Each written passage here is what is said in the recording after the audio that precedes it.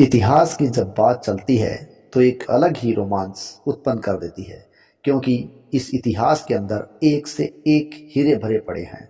जब हीरों की बात चलती है तो कोहिनूर हीरा सबसे ऊपर आता है और इसी प्रकार दुनिया के अंदर बेशकीमती पत्थर रत्न के रूप में भी दर्ज हुए हैं।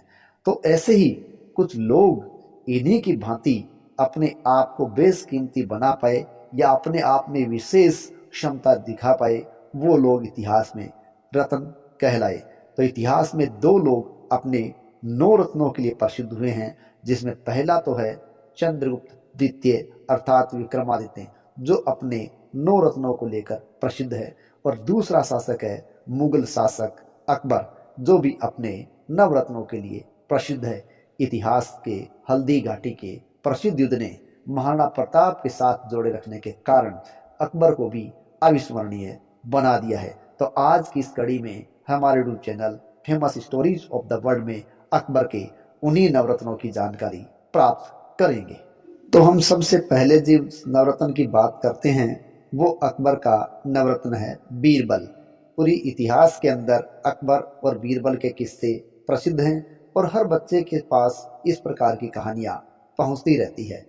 लेकिन मूल रूप से बीरबल का मूल नाम बीरबल नहीं था, बल्कि बीरबल का मुख्य नाम या पूरा नाम महेश दास था। बीरबल का टाइटल उन्हें अकबर के द्वारा ही दिया गया था। वो अपने वाचनों में, वाचालता में, अपनी चतुराई में बहुत ही प्रसिद्ध हुए हैं और इसीलिए वो एक नवरत्न के रूप में अकबर के दरबार में अपने आप का स्थान बना पाए थे।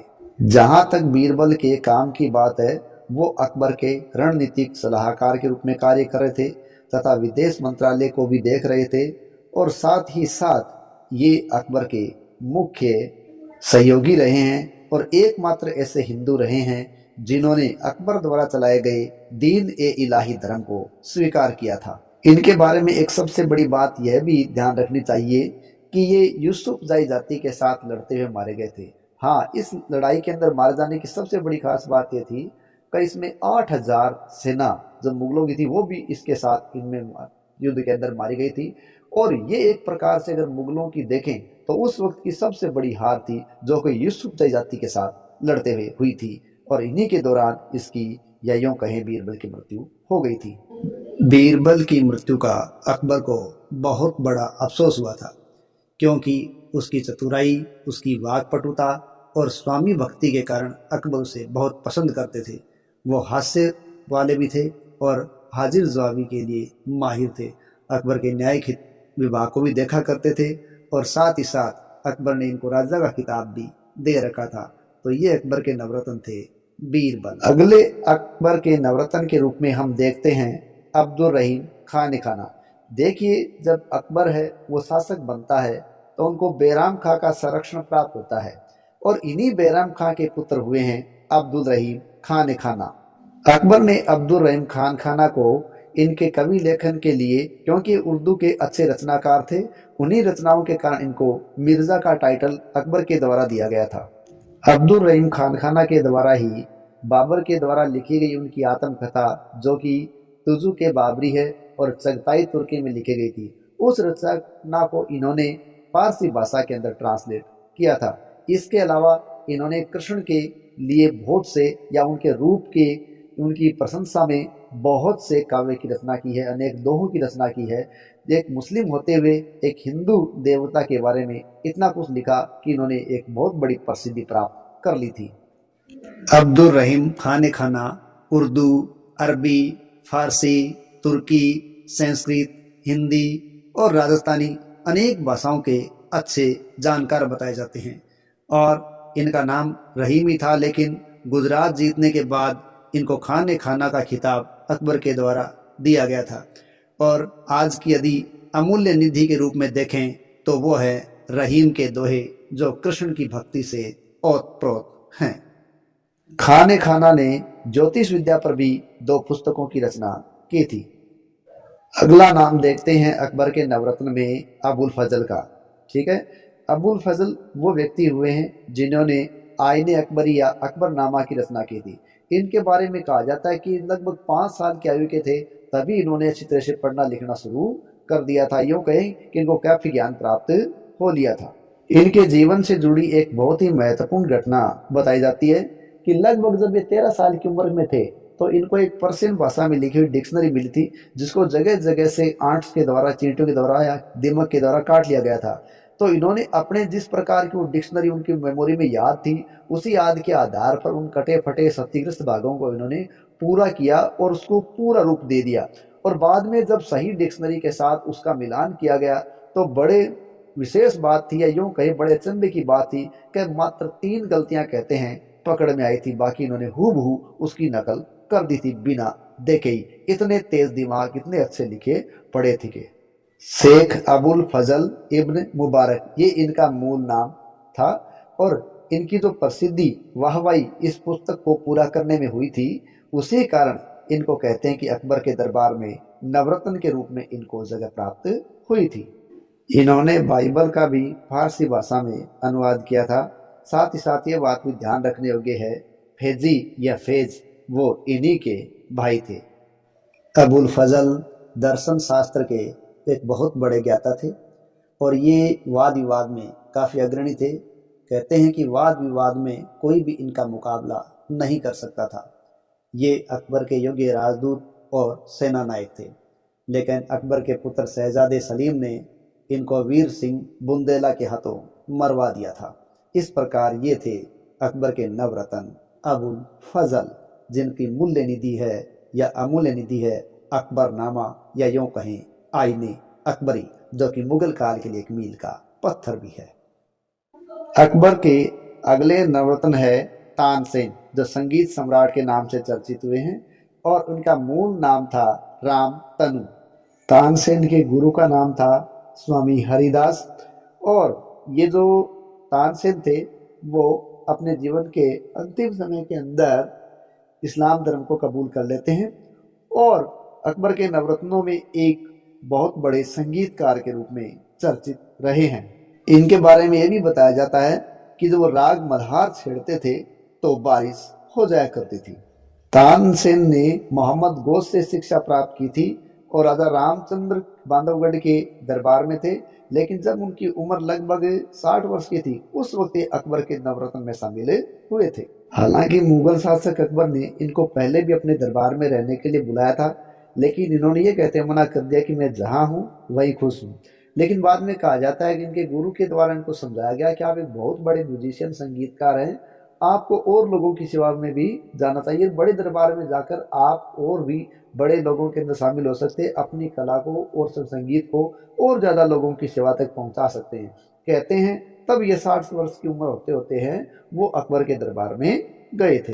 बाद में अकबर के द्वारा इनको मियाँ का टाइटल दिया गया और तब इनका नाम हो गया मियाँ तानसेन, यानी एक विद्वान तानसेन। हालांकि इनका मूल नाम रामतनु था, ये हम पहले बात कर चुके हैं, लेकिन जो तानसेन नाम था वो कहते हैं कि ग्वालियर के शासक हुए विक्रमजीत, उन्होंने इनको तानसेन नाम दिया था। और अकबर के द्वारा जब मियाँ नाम दिया गया तो बाद में दो टाइटलों से नाम पड़ गया था मियाँ तानसेन। ये ध्रुपद गायन के बहुत बड़े ज्ञाता थे या अच्छे गायक थे, उसके लिए वो काफ़ी मशहूर थे। ये इन्होंने 2 पुस्तकों की भी रचना की है जो संगीत से जुड़ी हुई है, और ये पुस्तकें हैं श्री संगीत स्तोत्र और संगीत सारा। ये इनकी 2 पुस्तकें हैं। इनके बारे में ऐसा भी बताया जाता है कि जो अबुल फजल हैं, जो कि अकबर के नवरत्न थे, वो तानसेन के संगीत के एक बहुत बड़े प्रशंसक थे और वो चाहते थे कि ये अकबर के नवरत्नों में शुमार हो। और कहते हैं कि अबुल फजल ने अकबर को इसकी सलाह भी दी थी कि तानसेन को हमारे दरबार में मौजूद होना चाहिए। और कहते हैं कि अकबर ने अबुल फजल की सलाह को मान लिया था और इसीलिए इन्होंने अपने दरबार में इनको आमंत्रित किया था। बाद में वो मुगल दरबार की मोती बन गए थे। अगले नवरत्न हैं फैजी, जो कि अबुल फजल के भाई थे और ये अकबर के जो 3 पुत्र हैं उनको पढ़ाया करते थे, उनके शिक्षक थे और साथ ही साथ अकबर के एक शिक्षा मंत्री या एजुकेशन मिनिस्ट्री के रूप में काम किया करते थे। साथ ही साथ ये अच्छे कवि भी थे। इन्होंने गणित पर आधारित भास्कराचार्य की पुस्तक लीलावती का फारसी भाषा में अनुवाद किया था। फैजी की फारसी भाषा पर काफ़ी पकड़ थी, फारसी में कविता रचा करते थे, इसलिए अकबर के दरबार के राजकवि थे। और एक सबसे बड़ी बात अगर देखें तो अकबर के द्वारा एक नया धर्म दीन ए इलाही चलाया गया था, और उस दीन ए इलाही के सबसे बड़े प्रशंसकों में माने गए तो बड़े प्रशंसक और समर्थक के रूप में फैजी का नाम ही लिया जाता है।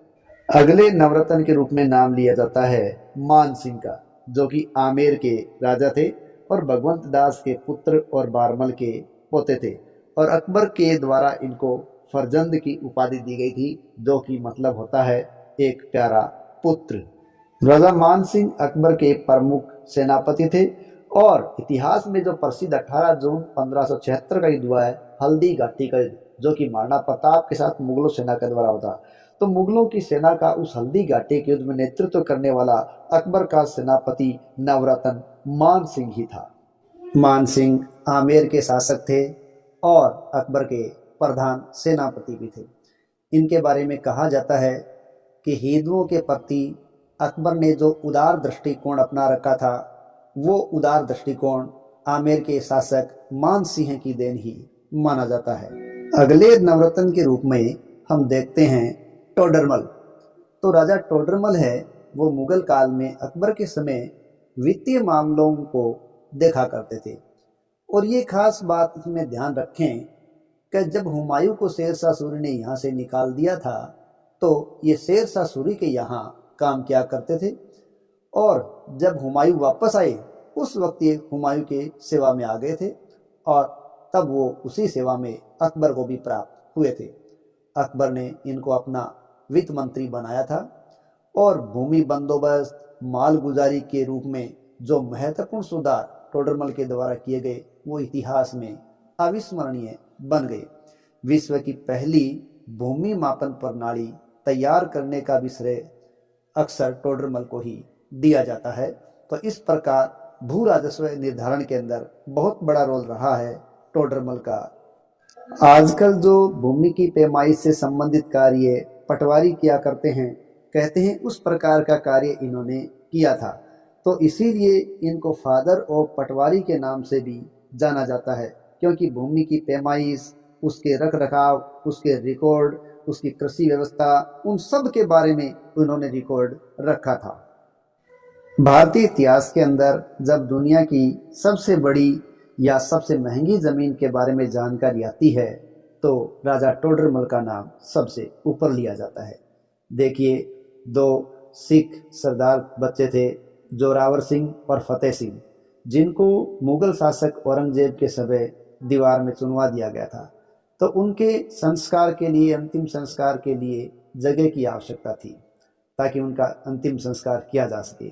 लेकिन उस वक्त मुगल जो सूबेदार थे वजीर खान, उन्होंने कहा कि जिस जगह की आपको तलाश है या जो जगह आप लेना चाह रहे हैं, उस जगह पर सोने की मोहरें बिछाकर दी जाएगी, तो इतनी ज़मीन आपको दी जाएगी। लेकिन बाद में उन्होंने ये शर्त और रख दी कि जो सोने की मोहरें हैं वो बिछाकर नहीं दी जाएंगी, बल्कि खड़ी करके दी जाएंगी, तो ही अंतिम संस्कार के लिए आपको ज़मीनें दी जाएगी। और बाद में कहा जाता है कि टोडरमल ने सोने की मोहरें हैं वो खड़ी करके ज़मीन ली, जिस पर उन सरदार बच्चों का अंतिम संस्कार किया गया था।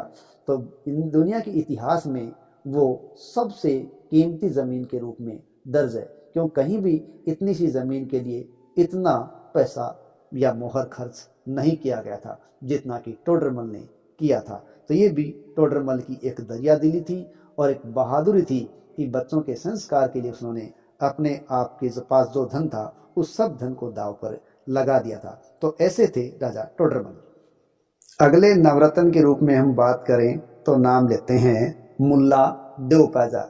यानी ऐसे बहुत से इतिहासकार भी हैं जो इनको विवादित मानते हैं कि ये नहीं थे, लेकिन फिर भी इनका नाम ऐतिहासिक ग्रंथों में मिलता है और एक सलाहकार के रूप में मिलता है। मुल्ला देवपाजा के बारे में कहते हैं कि ये मेहनत और लगन से ही अकबर को प्रभावित करने में कामयाब हुए थे। हालांकि ये अरब के थे और हुमायूं के शासनकाल के अंदर ही भारत आ गए थे, और इनका मूल नाम अब्दुल हसन था, लेकिन ये बाद में देवपाजा के नाम से चर्चित हुए, जिसका भी अपना एक कारण था। ये खुद भी अकबर के नवरत्नों में शामिल होना चाहते थे और जब अकबर के दरबार में रहे तो अकबर ने पहले इनको मुर्गी खाने का प्रभार दिया था। तो वहाँ उन्होंने क्या किया कि शाही परिवार के द्वारा जो खाना खाया जाता था उसमें जो खाना बचता था उस बचे हुए खाने को इन्होंने मुर्गियों के खिलाने के लिए काम ले लिया था। उनके इस नए प्रयोग से अकबर बहुत प्रभावित हुए थे और उन्होंने बाद में मुल्ला दो प्याजा को शाही पुस्तकालय का प्रभारी बना दिया। लेकिन मुल्ला दो प्याजा यहाँ भी नहीं रुके, वो तो और आगे बढ़ना चाहते थे, इसलिए इन्होंने वहाँ जी तोड़ मेहनत की और पुस्तकालय के अंदर भी कई प्रकार के परिवर्तन कर दिए।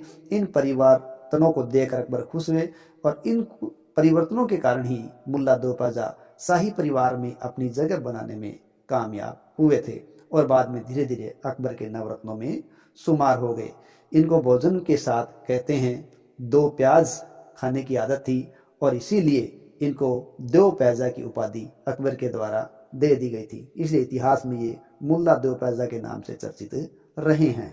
मुल्ला दो प्याजा को इनके कार्यों के आधार पर अगर होम मिनिस्टर कहा जाए तो कोई बड़ी बात नहीं होगी। अगले नवरत्न की बात करें तो वो है हकीम हुकाम। हालांकि देखिए मैं ये क्लियर कर दूं कि ये अकबर के नवरत्नों में 9 नवरत्नों के नाम में अलग अलग संकेत भी मिलता है। कहीं कहीं ये हकीम हुकाम का नाम भी नहीं मिलता तो कहीं इनमें भगवंत दास का नाम भी शामिल कर दिया जाता है और कहीं फ़कीर अजीउद्दीन नाम से भी एक नया नाम भी लिया जाता है। तो इस प्रकार की विवादित स्थितियाँ सामने आ सकती है। फिलहाल मैं आपको हकीम हुकाम के बारे में जानकारी दे रहा हूँ। इनका देखिए जो मूल नाम था वो हुमायूं बुली खान था और ये अकबर के प्रमुख सलाहकार के रूप में कार्य कर रहे थे। शाही बावर्ची खाने का इनको प्रधान अकबर के समय बनाया गया था और ये इतिहास में हकीम हुमाम के नाम से चर्चित हुए। इनकी सबसे बड़ी खासियत देखें तो ये लिपि पहचानने वाले और कविता को समझने वाले एक माहिर शख्स थे। ये बड़े ही आचारवान और मीठा बोलने वाले थे, उदार व्यक्तित्व के धनी थे। इनकी इन्हीं बातों से या इन्हीं आचरणों से अकबर बहुत खुशी हुआ करता था।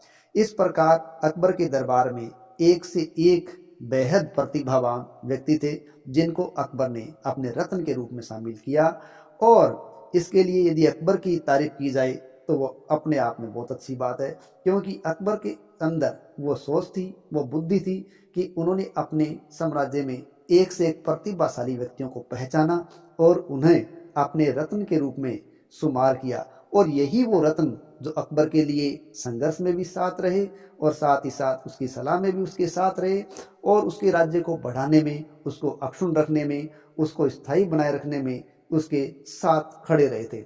और इन्हीं की सलाह से, इन्हीं के साथ से अगर ये माने कि अकबर अपने साम्राज्य को लंबे समय तक अच्छी प्रकार से संभाल सका या उसको एक लंबी दूरी तक फैला सका तो इनका सहयोग सबसे बड़ा था। तो ये थे अकबर के नवरत्न। जय हिंद, जय भारत।